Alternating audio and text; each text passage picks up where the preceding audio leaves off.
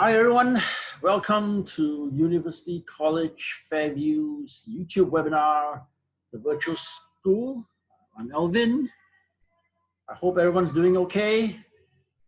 This webinar, we are very pleased to invite 4 or 5 speakers, very well-renowned speakers, to discuss issues related to pedagogy, virtual learning, virtual schooling, sustainability, and so on and so forth.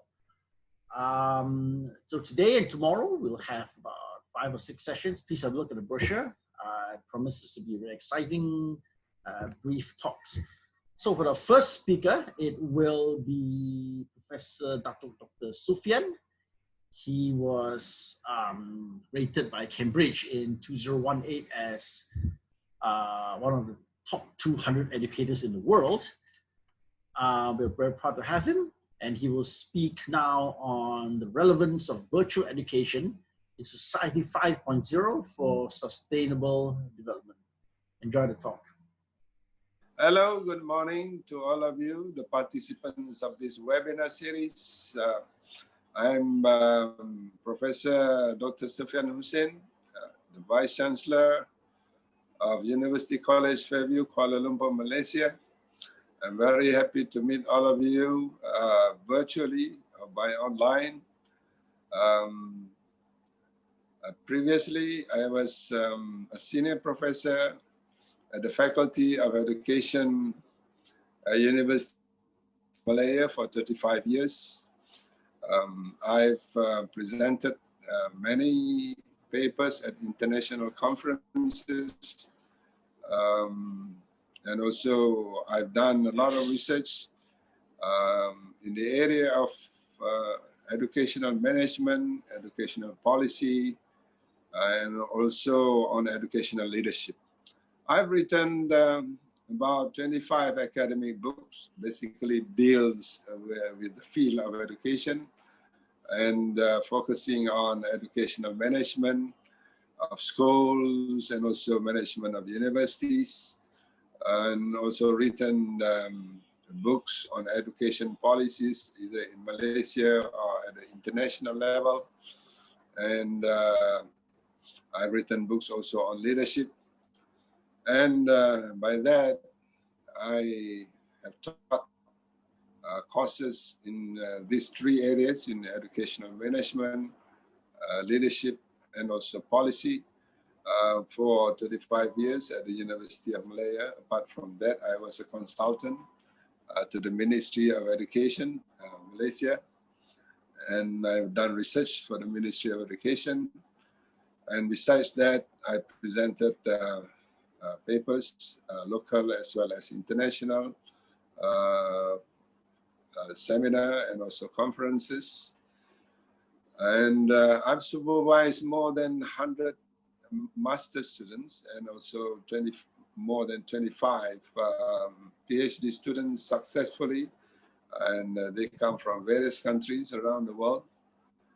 And I've been with the University College Fairview for almost 3 years now, and I'm very happy to serve as the Vice Chancellor, as an administrator at the University College Fairview, which is basically a university that deals with education in the area of teacher training at bachelor level. That is Bachelor of Education with specialization in international baccalaureate curriculum. And also we have a diploma in education. There is a postgraduate diploma in education, also emphasizing on the IB curriculum for international schools. And we also have a doctorate in education, which is a professional doctoral program in the field of curriculum, management, and also research. Also focusing on the IB curriculum and IB school management. And the University College Fairview seems to be the umbrella it is the umbrella for a chain of Fairview International Schools in Malaysia, and we have also a branch in Batam, Indonesia, and also recently we have a branch in Scotland, and therefore we are pursuing aggressively in this area of teacher training for IB schools all over the world. And we want to be one of the leading institutions in teacher training in the Asia Pacific region and also in the ASEAN region. So our theme for this webinar series is on virtual education, and my paper, the topic of my paper is the relevance of virtual education in Society 5.0 for sustainable development. So that is the title of my paper. And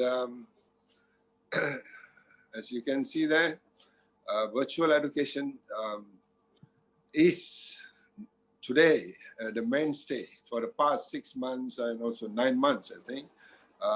Virtual education or education online, teaching online and also learning online seem to be the mainstay in this pandemic, COVID-19 pandemic, which is a global phenomenon. Many public schools, colleges, and also universities have closed down, and therefore the main mode nowadays, the main mode of education, the main mode of teaching and also learning is through the virtual mode or online education. And I think it will be the mainstay, the main mode of education delivery for the next 1 year, because we anticipate that the virus will be around for another 1 year or 2 years. And therefore, virtual education seems to be the important conduit for us to deliver our curriculum. So my presentation, the first part of my presentation will be on education, will be on innovation, which will cover about the meaning and also the context and also necessity of this innovation. And then the second part will be on virtual education, that is on the meaning, the benefits of virtual education, and then a little bit on the strategies of virtual education. Then I'll be touching also on the tools and the software in virtual education. And the last part is Society 5.0 and also sustainability issue. And I'll be talking about the meaning of Society 5.0, the emphasis of sustainability in Society 5.0, and then the aspects covered in Society 5.0, the general outcomes and purposes of Society 5.0, goals and areas of Society 5.0, and the method of doing virtual education in Society 5.0. So these are the 3 aspects that I'm going to mention in my seminar paper. Okay, as a forward, I would like to say that virtual education nowadays is the best alternative to the actual normal classroom during the lockdown period of the COVID-19 pandemic, in which teachers and students did not go to schools anymore, but education can still be done virtually from anywhere in the world. Teachers and also students can be anywhere in the world, and the instruction, interaction, learning, and assessment, all this can be done online. Okay, next. Okay, as I mentioned just now, we need to know the meaning of innovation, especially regarding ICT innovation. in the field of education. As definition, commonly, in common parlance, innovation means making better changes to what already exists, or we want to create new things to improve the usage or solve a problem. So I take example, the way we communicate via mail. 100 years ago, or 200 years ago, or 300 years ago, the main mode of communication was sea mail. And then we have air mail in the past 50 years. And then today we have WhatsApp or social media using internet, 4G technology. Soon we will have 5G technology. So that is a very important innovation that have changes our life, and also the way we deliver education in schools and also universities and also colleges. And then basically the reasons and the aims of innovations include lowering of the costs of education, and also to improve the quality and functionality of curriculum delivery, and also to improve effectiveness and also efficiency, or to increase profit. So nowadays, via ICT technology and also the development of technology, 4G technology, we have a smartphone today, we have mobile, which is mobile, and also we have tablets and also laptops that we can bring anywhere in the world, and we can hook to the internet so that we can find information and also knowledge in the information highway in the internet.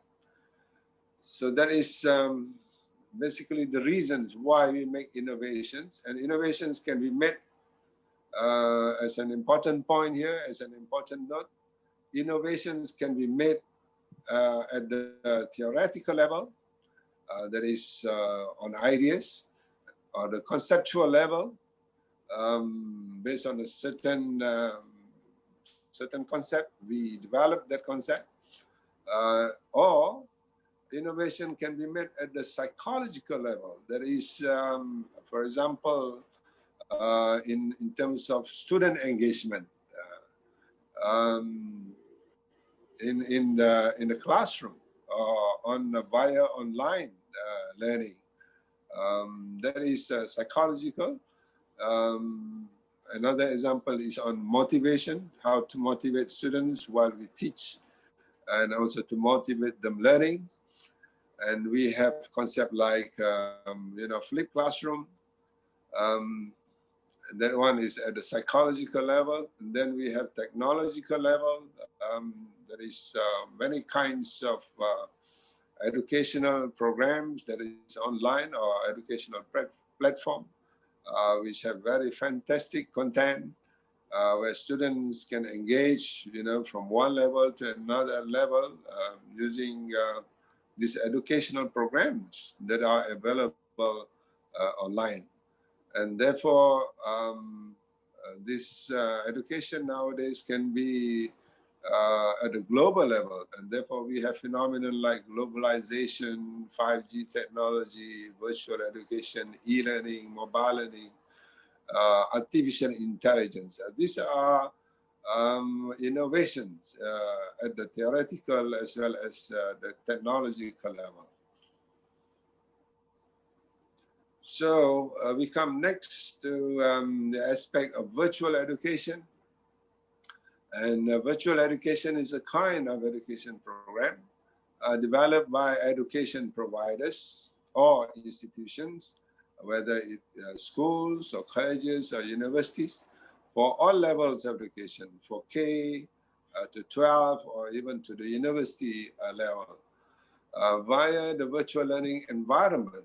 And this environment emphasizes online, face-to-face interaction, but it is online through the use of internet. And internet, as you know, We have many social media platforms available, for example, Twitter, Instagram, WhatsApp, and also Zoom, Google Meet, for example. And this interaction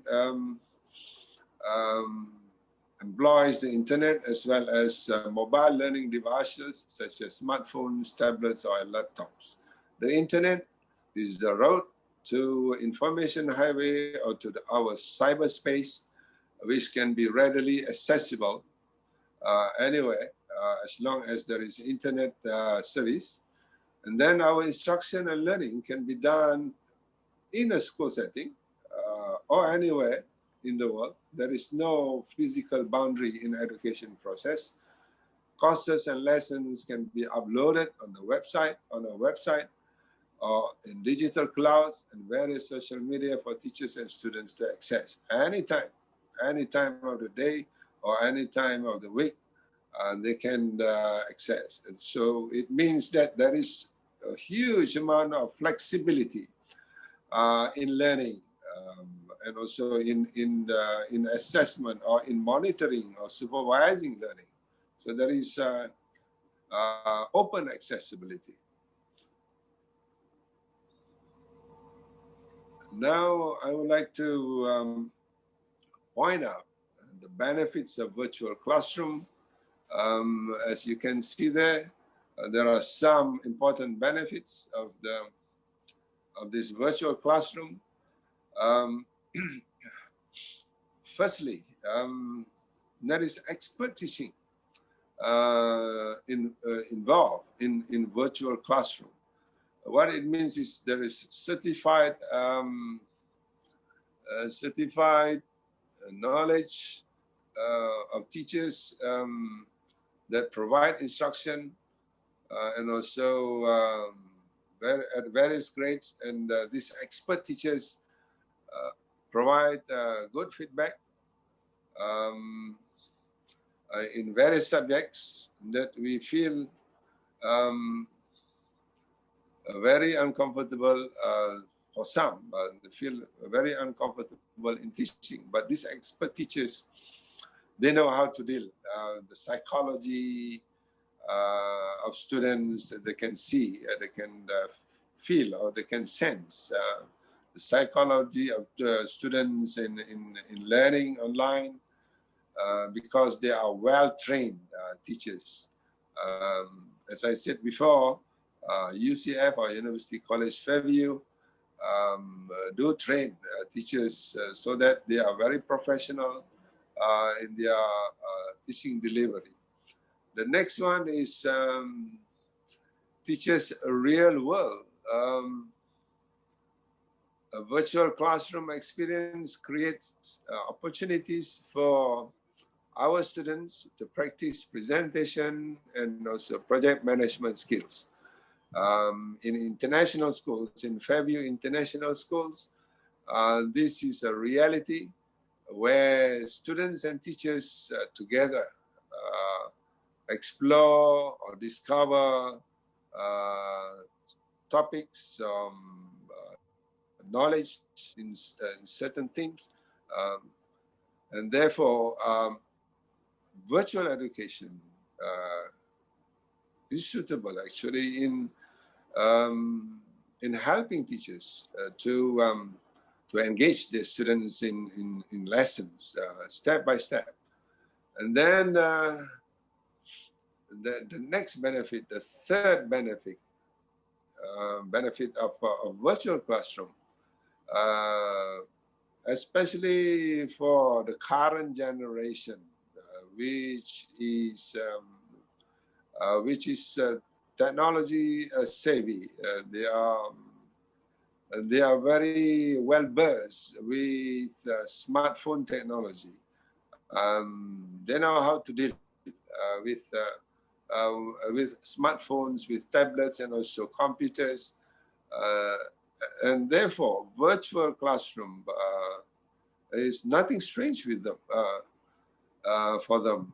And therefore, they are easily attracted to to virtual or online lessons, and they can pick up easily. They can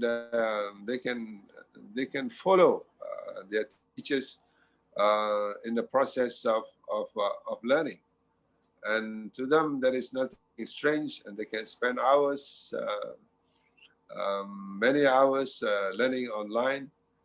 And the fourth benefit is easy accessibility. As long as there is internet service in a country, wherever the students are or wherever the teachers are, they can access the information highway and or the knowledge highway, and they can learn at any time. They can engage in any lesson that they prefer at any time. There is no limit. There is no barrier into the process of teaching, or in terms of learning or supervision, monitoring, assessment. All can be accessed online and through many applications like Google Form, Google Drive, Google Meet, Zoom. The students and also the teachers can see each other online practically anytime. And the benefit, the fifth benefit, that is in terms of time and flexibility. As I mentioned just now, students can learn quickly and based on their own time, and also they can interact with their teacher via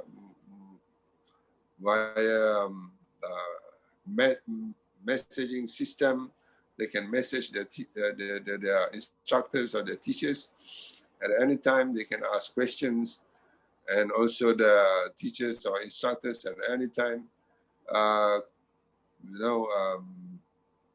Let's say within one day, they can reply to whatever questions raised by the students, and therefore the teachers can keep their students on task and also monitor the students online. Benefit number 6, the information highway, which includes YouTube.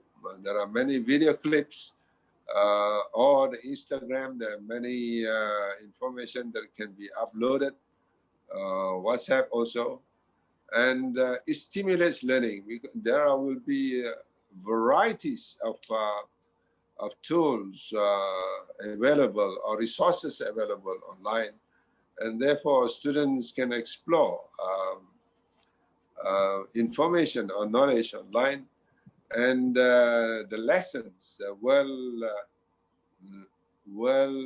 help the students, to go into to make progress in their learning from one stage to another stage of the curriculum. So those are the 6 benefits, important benefits of virtual classrooms. Okay, next. However, even though there are many benefits of virtual education, we should give important due consideration about the issue of cognitive presence of the students. They must be cognitively present with their lessons, online lessons. And this is a very important consideration. What I mean by cognitive presence. Cognitive presence is a combination of active learning. That means the students must be active. The teachers also should be active in their lesson. So it is a combination of active learning plus critical thinking. And this is the second important stage of cognitive presence. There is critical thinking involved. That means there is in Bloom's taxonomy, there will be the critical thinking will involve what we call analysis, and then logical comparison and also connection of facts and also concepts. And also the third stage of cognitive presence is a reflection. This is the third part of cognitive presence. So there will be active learning involved, critical thinking involved, and also reflection.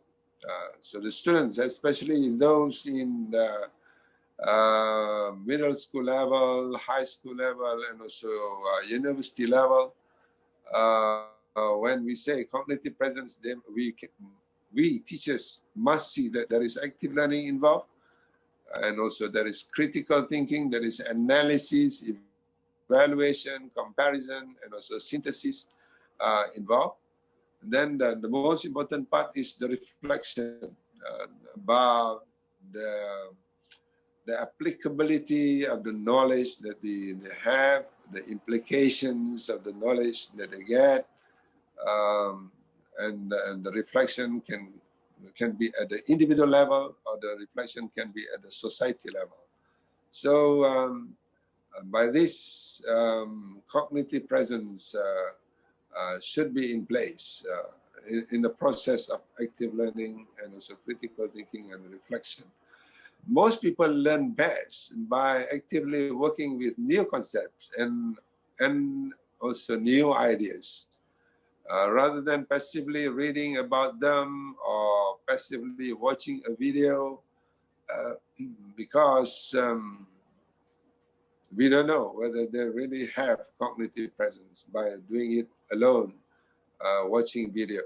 But once there are tasks given to them, especially in answering assignments and also in making reflection, then we can see that students learn better by that. And then the next one is critical thinking skills, help learners through concepts to construct knowledge. There are so many concepts involved in science, in mathematics, in humanities studies, or in the social sciences. There are so many concepts involved. For example, as I said just now, concepts like globalization, international mindedness, the concept of balance, the concept of discipline. And students should be encouraged to think critically about these concepts, so that they know what we call the implications and also the meaning of this concept in their life, and also in their life, and also in the field, in the subject matter itself. And then reflection, the last stage of cognitive presence is reflection. Help students to absorb, assimilate information, and relate what they are learning to the real world situation. And thus, active learning is foundation to student success in the classroom. But most faculty don't associate active learning with what happens in the online environment. That is the sad situation. Okay. Okay, next. Swandi next. Hello, Swandi. Okay, strategies. After talking about the benefits and also the important consideration about virtual education, I would like to talk about strategies of virtual education. There are two strategies. One is the synchronous strategies. The other one is asynchronous strategies. For synchronous learning, some teachers said they translated traditional discussion strategies from the classroom to live video chats. That is FaceTime, real-time discussion. That means students and teachers in one particular time they are together and they can interact actively. And the other strategy is asynchronous. That means teachers and students are not together, but the students can access to the teachers at their own time, according to their suitability or their pace of learning. They can assess the lessons according to their time. So some teachers and students said that asynchronous discussions were more engaging because they resemble a traditional classroom. But many educators found that asynchronous discussion were more or less equitable because they open up participation to students with low bandwidth, who have schedule limitations, or students who are uncomfortable engaging with the full class. So some students are like that, especially the timid ones. They prefer, to be to engage with their teachers at other time, and they want personal attention by that. So uploaded, recorded videos, website links, and Google documents are commonly used for asynchronous lessons. So these are the two strategies of virtual education. Okay. Innovations in virtual education. This is important part, important consideration that we should emphasize. There is the technology, mobile learning, smartphones, tablets, and also we have numerous learning apps or learning modules available. All students come to school without textbooks, but with a smartphone or with a smart tablet. And this is already have been possible in this COVID-19 pandemic. It is not only possible, but it is also a reality. It's a global phenomenon. Virtual education happens anywhere in the world today. LMS and gamification method. This is the use of artificial intelligence or AI in learning management system. There is apps that has a big storage of curriculum content for all subjects, especially at the elementary level or at the middle school and high school level.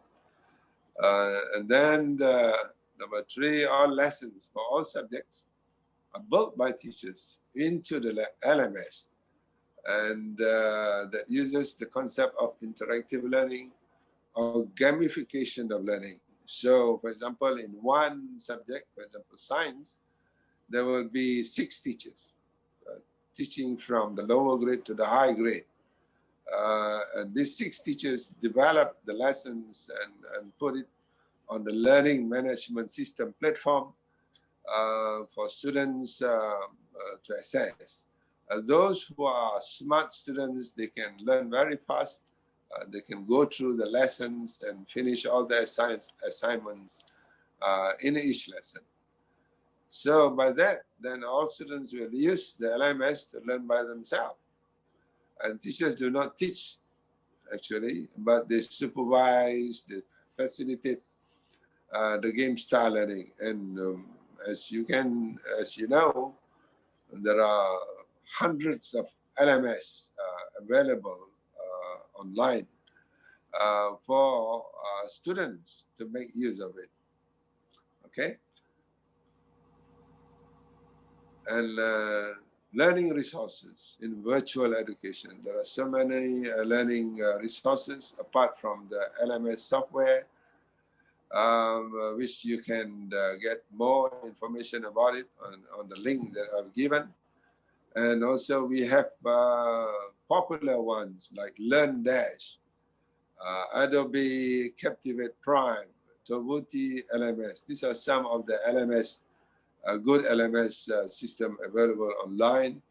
And then we have popular virtual education tools like Edmodo, Project, ThingLink, so you can play with it. Then we have virtual face-to-face meeting or teaching tools like webinars, Google Meet, Zoom, or like Microsoft Teams as well. And we have e-learning books, so students can refer or get reference materials, e-books. Normally, e-books are ordered by the school library or by the university library, and students can access these e-books by subscribing with their university library or their school library. All right. And more innovations coming, especially in the 5G internet services, which will speed up probably 100 times than the 4G technology. The speed of communication, the speed of finding facts and also knowledge by smartphone will be increased tremendously using the 5G technology, which is coming very soon. China is developing this 5G technology, and currently it is being used in some countries in the world, particularly China, that is developing it and also in making use of it. And then number 7, the use of online documentation.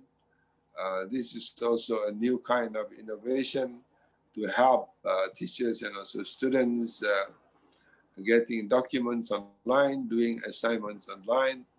And also teachers can supervise or monitor their students online using what we call online documentation. And there is no paper needed. Therefore, we are going towards the reality of a paperless society. Scientists believe that paperless society will save the trees and also will reduce global warming. Now, curriculum design is a kind of innovation that is suitable for online teaching and also virtual education. The curriculum design should be a little bit special than the traditional curriculum design. Why? Because we want meaningful learning to be organized along concepts or concept-based learning, especially for science and social science subjects in the upper elementary level. So the curriculum design needs to be modified so that it suits or it is compatible with virtual education. Then the next component in the curriculum design is the emphasis on higher order thinking skills. The higher order thinking is called HOT, the acronym, and it should be given emphasis and also teaching and learning, because we in the current generation today, they want to see the logic and also the meaning of what they learn. They are not students like 20 years ago or 30 years ago or 100 years ago that basically learn through memorization. I don't know whether memorization is considered as learning, but certainly it does a little bit. And therefore, higher order thinking skills, assignments, or higher order thinking skills content should be put in place in virtual education so that students become engaged and also motivated in learning. Now we come to the third part of my presentation, there is a creation of a new society that is called Society 5.0. Why? Because the society in the world, for the past 30,000 or 40,000 years, we have evolved from one society to another kind of society. Even though it is a conceptual kind of diagram here, as you can see, we can see that the first form of society is Society 1.0. There is the hunting society. Then we come to the farming society. The farming society, which have technology to develop the farms and also have high production or high volume production of agricultural products. This is in the Society 2.0. And then Society 3.0, we have this industrial society with many kinds of industries, chemical, engineering, electronic, automobile, textile, you name it, more than 5,000 kinds of industries which produce products for human consumption. Then we have Society 4.0. This is information society, using computer and also internet, which is what we are now. That is Society 4.0. We are in the ICT era with the use of internet and also computer or smartphone. We are in this information society. We can get information very fast via the internet, and whatever things you can get online. Even the songs and video clips you can get online via YouTube. Then we are going towards the next society. And therefore, our education system, our curriculum, our lessons should be geared into a very noble aims or goals. There is Society 5.0. That is a super smart society. That is using big data, and also we will be going to use the 5G technology. This is the super smart society, which is coming to us in a matter of 1 year or 2 years from now. So, what is Society 5.0? Okay, we get to know about it.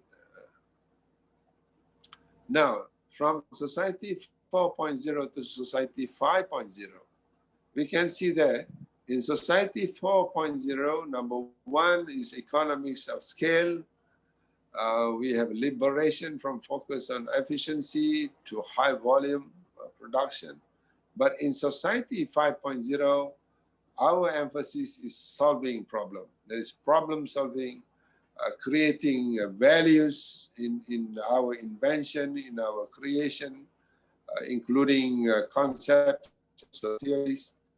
We do problem solving a lot, and also we create new values to any kind of invention or any kind of creation. We add value to it in so many ways. And then in Society 4.0, there is uniformity as well as concentration and vulnerability in Society 4.0. We, in this liberated society of 4.0, people tend to be self-concerned and tend to be self-narcissistic, and therefore we seem to be less empathy, less understanding on the noble aims or goals of education or of development. And it is even more worse in capitalistic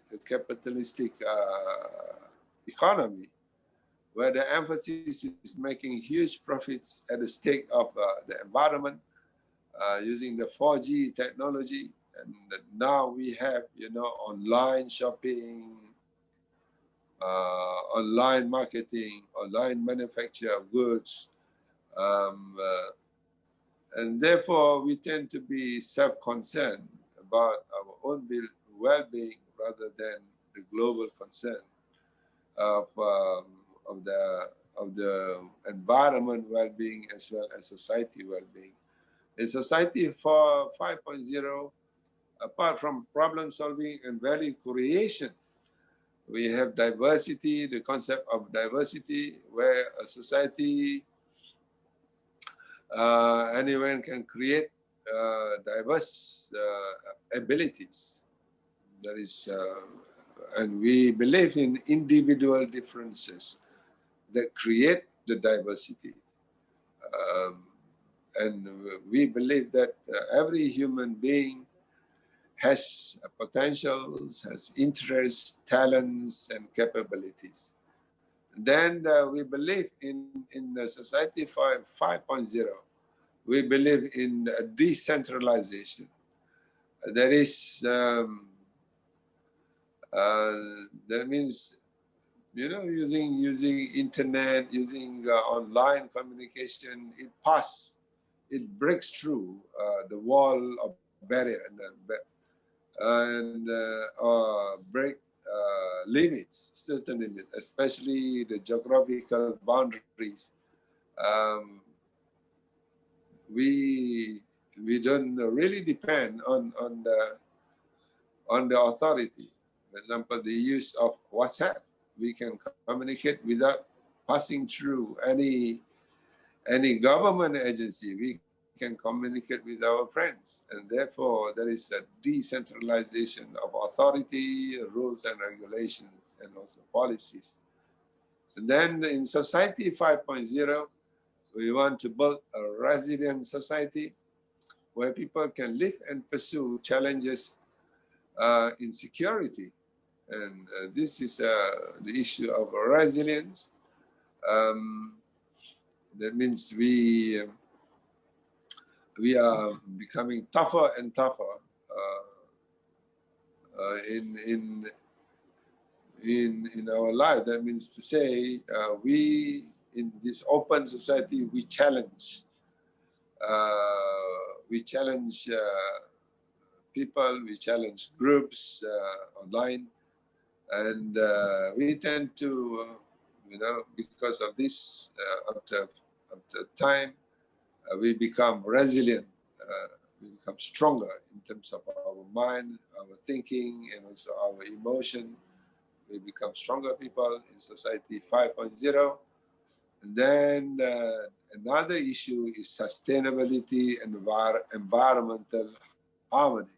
This is the big concern in Society 5.0 to prevent global warming, pollution, and many other things that eventually will affect our life, will poison our life, for example, or cause many kind of diseases to emerge from our environment. So Society 5.0 going for better society. There is the diversity, decentralization, resilience, environmental harmony, or sustainability.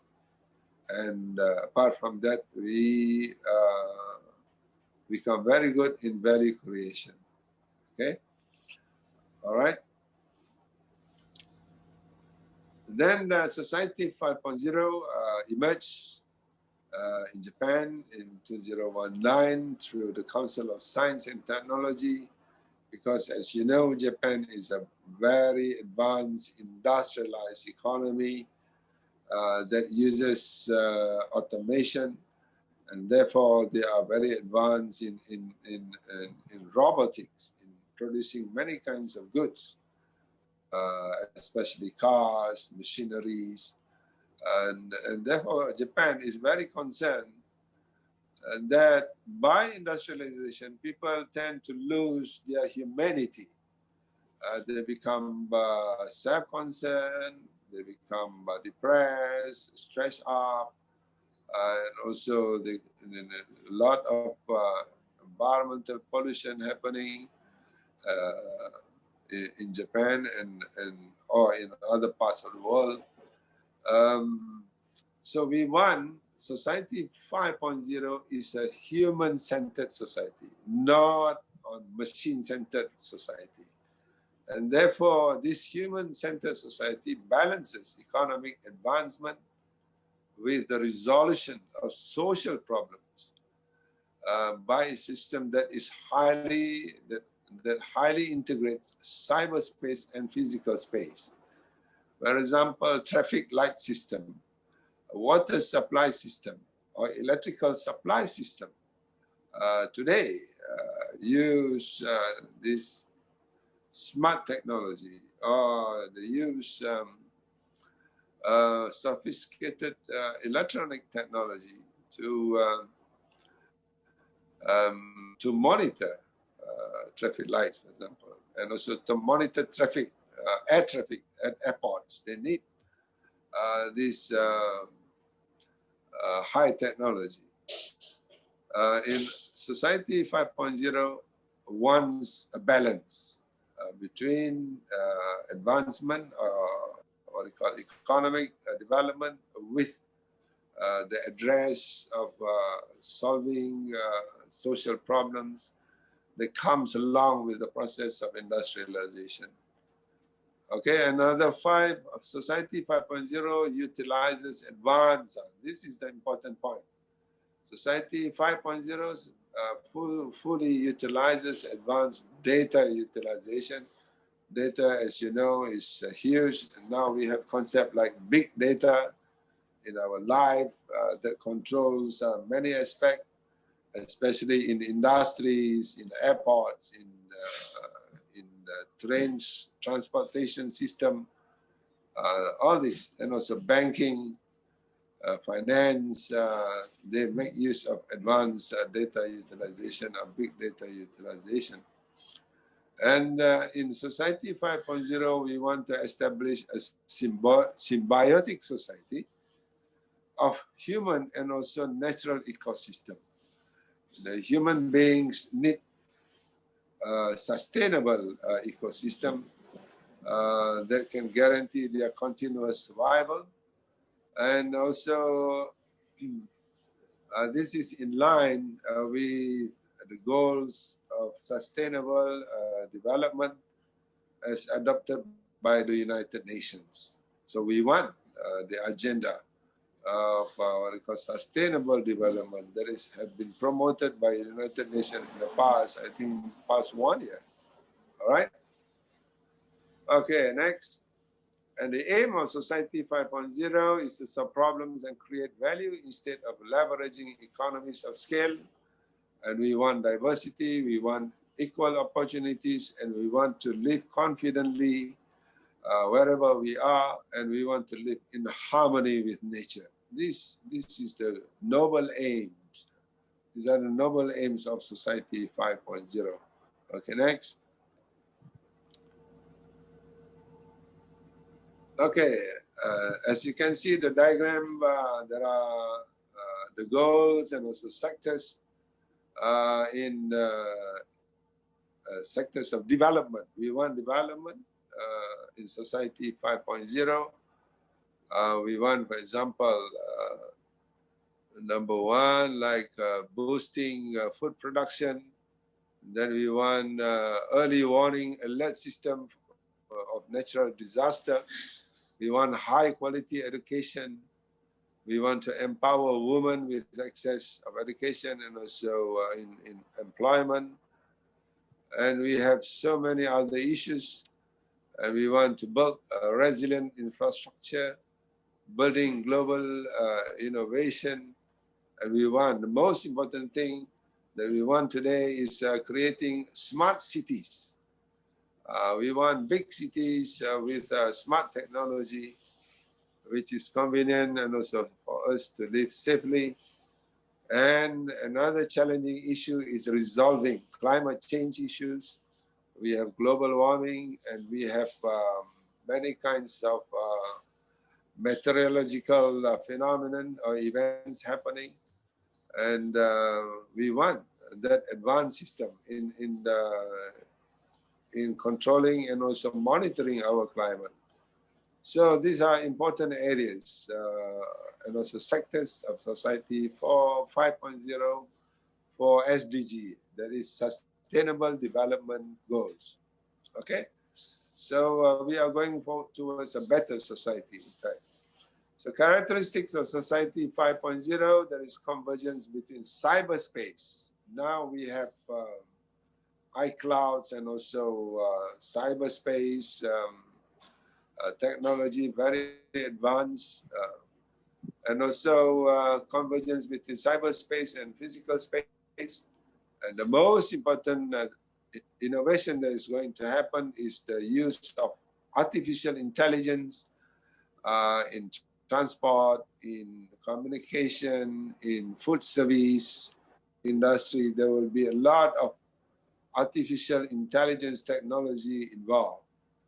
And nowadays, people and some industries are producing what they call driverless cars and also transports using artificial intelligence in the car. The car can drive by itself. That is the one type of artificial intelligence technology. But we will make use of more artificial intelligence covering all sectors of our life. Okay? Society advancement and solving problems. As I said before, Society 5.0, we want advancement in the economy, and at the same time, we want to solve many social problems that come along with the process of industrialization and also with the process of big data storage and also monitoring, and in all sectors of life. And therefore, we must balance it out. There is no either or situation. We must have economic development in balance with the resolution of many social problems that we have in big cities around the world today. Okay, so those are the two kind of balance that we must strive for. There is economic advancement in balance with the resolution of social problems. Okay, AI and big data. This is the central focus in Society 5.0. That is artificial intelligence and the use of big data. So Society 5.0 benefits the use of 5G technology and also 5G internet, 5G artificial intelligence, and also big data with a coordinated system for the purpose of number one is for the purpose of effective government. Our government become better, it become transparent, become more effective. And also we have effective education and we have effective economic development as well. So that is the two important innovation that we are going in a matter of 1 year or 2 years. We will have widespread use of artificial intelligence and also widespread use of big data. Okay, so next. This is the pictorial representation of Society 4.0 and Society 5.0. And now you can see now in society,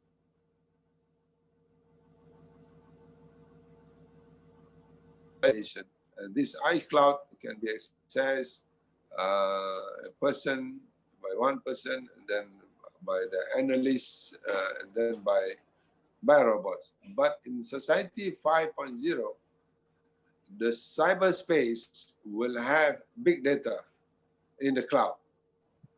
And this big data is closely linked to the artificial intelligence industries, whatever type, whether it is industry, commerce, banking, financing, education, all this will be interconnected with the artificial intelligence softwares and also hardwares. So our cars will be on automatic. Our any kind of services will be AI that will interact with human beings more. This artificial intelligence in machines, in robots, for example, they can interact with human beings. And then we have automatic product producing by robots in factories. You know that there are hundreds kinds of industry in the world today. And all these industries will be controlled by artificial intelligence. And also you will see that less human energy or human resources will be used by having artificial intelligence. For example, the auto teller machine at the banks. One auto teller that can work 24 hours a day, around the clock. They can serve people to do money transfer, cash transfer, deposit, and some basic banking transactions. So in big data, everything will be done many ways using artificial intelligence and robotic. They can perform many kinds of complicated tasks. Okay, so we are moving towards that direction. Then the overall purpose of the vision of Society 5.0, you can see from the diagram there. You can see what do we want as human beings. One, we want comfort. In our life, we want comfort. In many things that we want to have comfort. And therefore, the robots, the artificial intelligent robots will help us.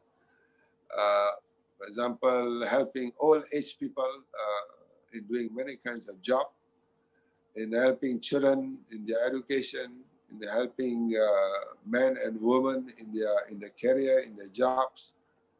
And at home, this artificial intelligence will help us in cooking, in preparing food. They will advise us what food to eat, to prepare. They will interact with us. And then we want to have good services, good products available to us, especially in shopping malls and also supermarkets.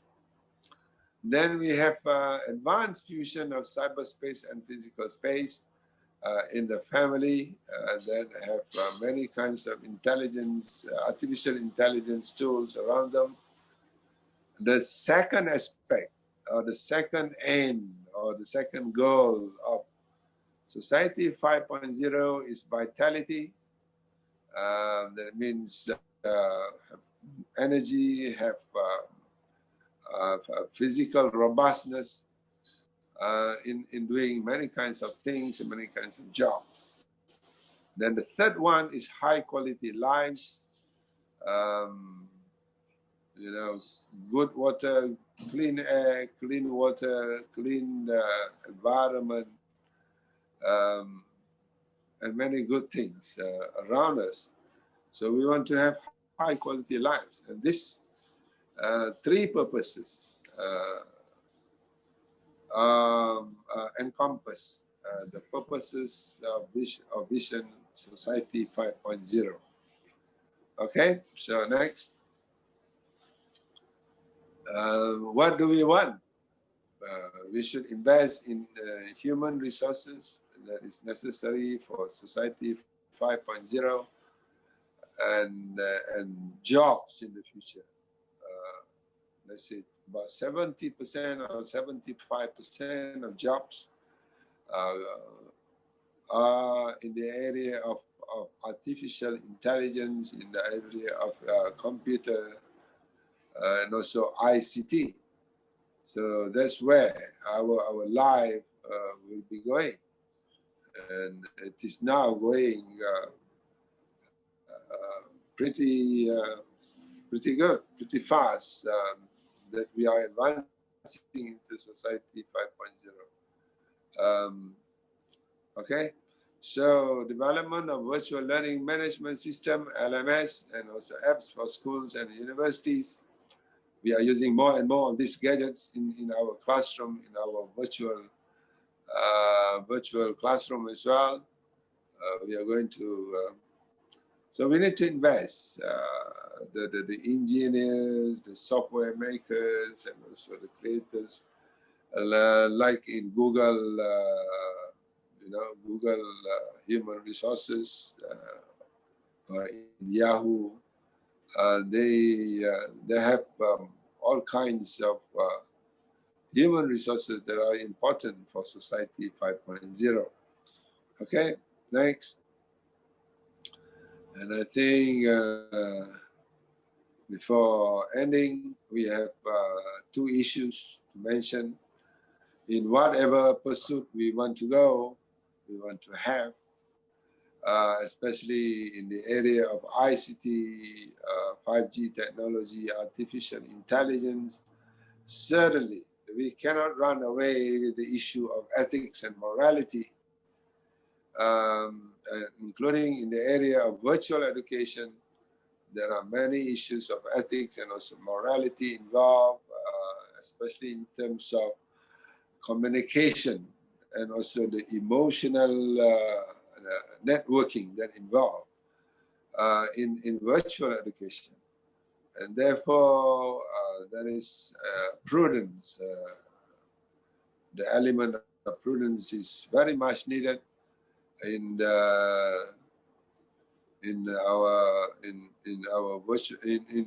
our delivery through virtual education. Then, secondly, Society 5.0 is human-centered, and therefore, the school curriculum must include performing arts.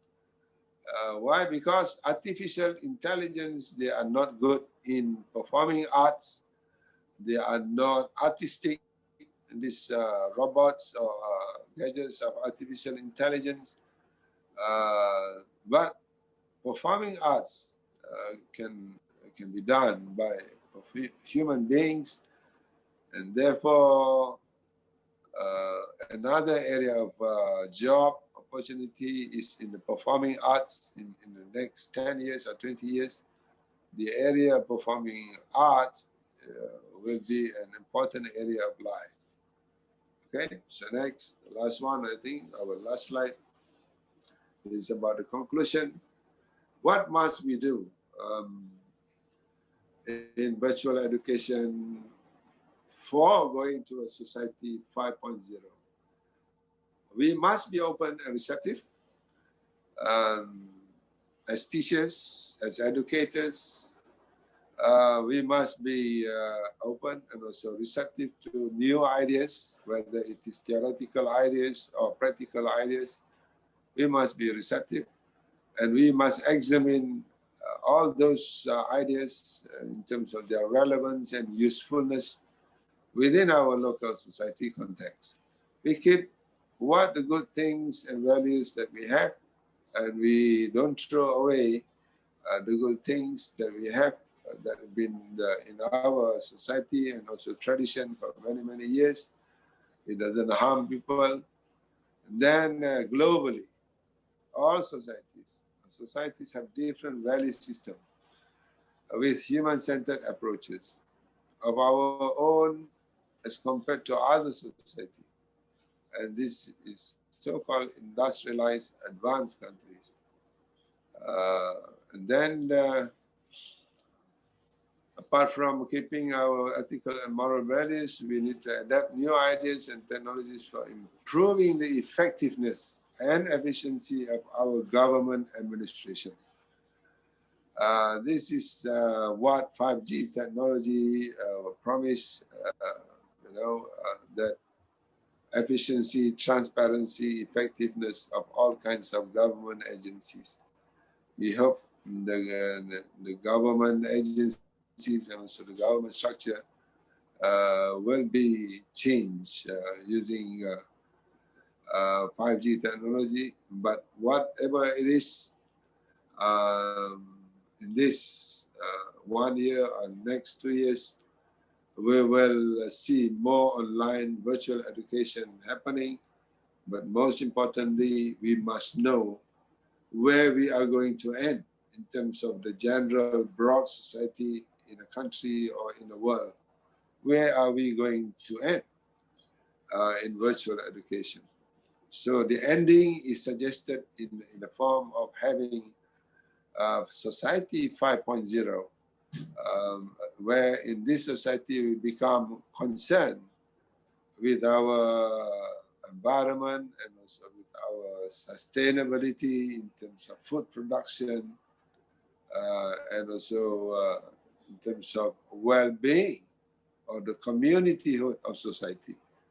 All right, so I would like to say thank you for listening, and I hope you have picked up some important points in my presentation, especially virtual education for the development of society 5.0.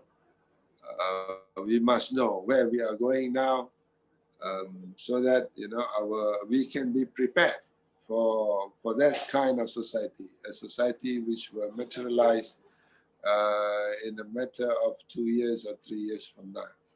So thank you very much once again, and I would like to say stay safe, stay healthy, and beware and take care of yourself so that we stay away from COVID-19 issue. All right.